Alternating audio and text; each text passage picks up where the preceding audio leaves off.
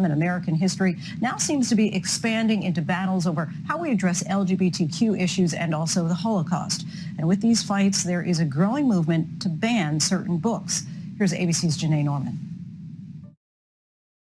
Bestsellers and beloved classics were among these 10 most challenged titles in schools and libraries in 2020, coming under fire for their content that tackles issues like race, discrimination, gender, and sexuality, or for their use of offensive terms. That year, there were 156 reported moves to remove or restrict books.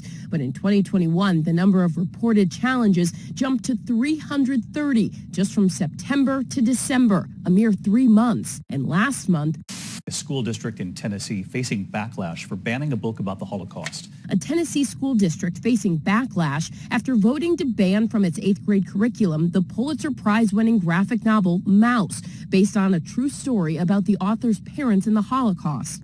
The McKinn County School Board said the ban had to do with the book's use of profanity and depictions of nudity, violence, and suicide, subjects they deemed inappropriate for 8th grade. In the book, Jews are depicted as mice and Nazis as cats. Critics warn it sets a dangerous precedent. Education is the antidote to ignorance, whether it's about the Holocaust or any other issue. And so we are doing our kids a disservice when we don't give them the facts as they were.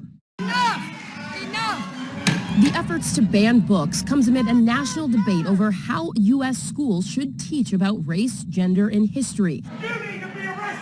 On both sides of the education wars are parents armed with strong views. The narrative in this country is that we're all inherently racist, and I'm about sick of it. Both my 8-year-old and my 16-year-old sons have been targets of racial hate. In October, California became the first state to mandate an ethnic studies requirement for all high school students.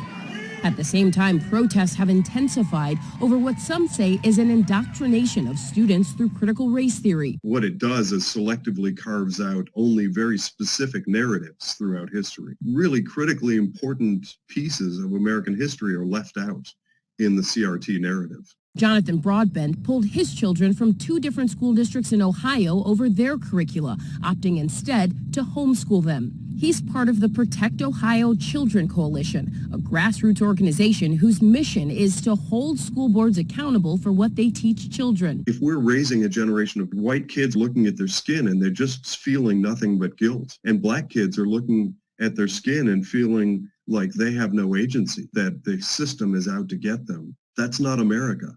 So what exactly is critical race theory? Back in September, we sat down with University of Pennsylvania professor Jonathan Zimmerman. He and other historians and educators we spoke with at the time agreed that critical race theory as a concept was not actually being taught in these classrooms. What is CRT? It began in law schools in the late 1970s.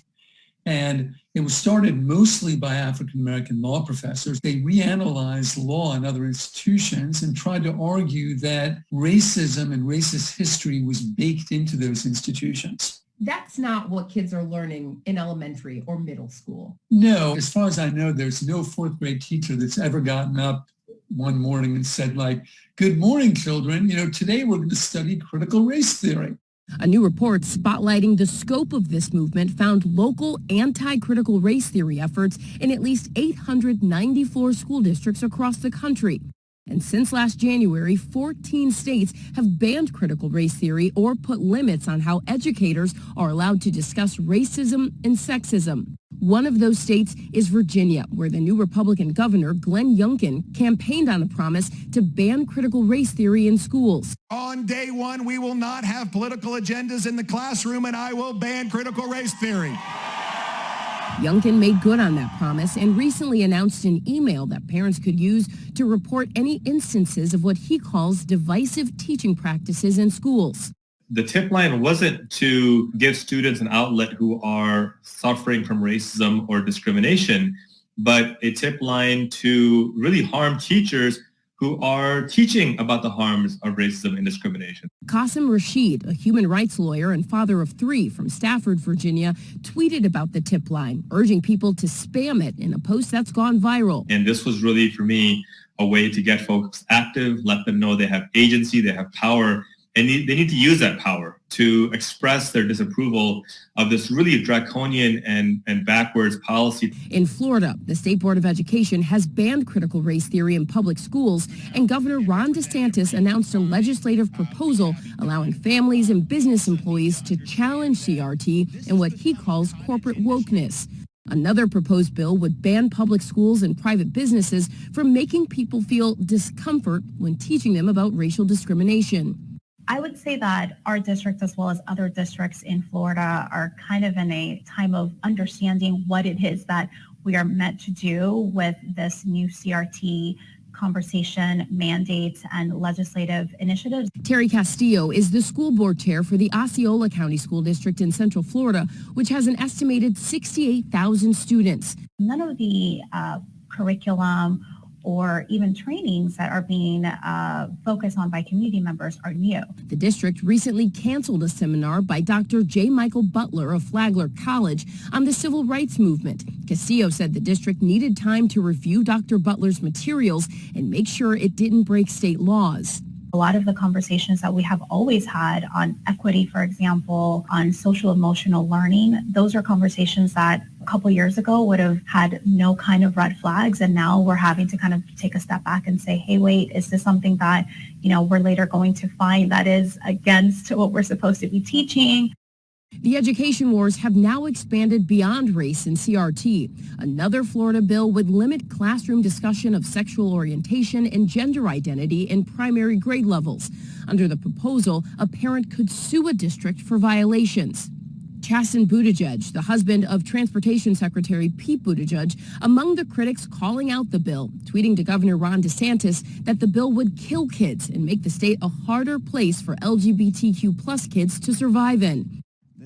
Educators like Jesse Hagopian, a high school teacher in Seattle, believe limiting how history can be taught can in turn limit what students take in. Students need to be able to understand the many different causes of structural racism and to be able to question, to talk back to their textbooks. If kids are starting to have these conversations in school, they are learning how to have civilized conversations in which they are disagreeing, but working through those. They're talking about it in the hallways. They're talking about it on the school bus. And the question for educators is, are we going to allow those conversations to come into the classroom and have safe and structured conversations that provide historical context? As the battle over education continues raging on, there are plenty of people on both sides who want an honest, civilized dialogue about what and how we teach our kids. Discomfort is not bad. You're uncomfortable when you exercise, but that's how you get stronger.